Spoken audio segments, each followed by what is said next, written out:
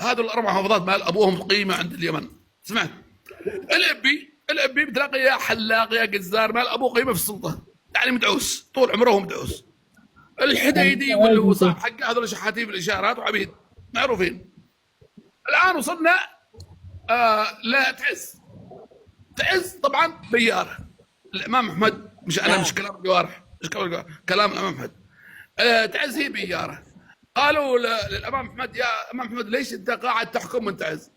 قال لهم لاني داعس فوق البياره، لو فتحت البياره بيفوح ريحتها. هو برغم يحكم صنعاء وتعز، قال لو طلعت من تعز برفع رجلي من البياره حق تعز بيفوح ريحتها. سمعت؟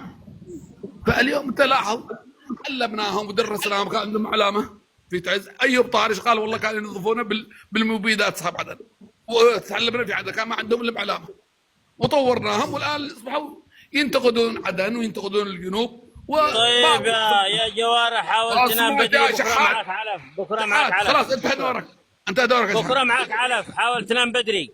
انتهى دورك يا شحات، خلاص انا اتكلم في محافظتك. عندي الرد جوارح. تفضل جوارح عندي الرد. اول حاجه تعز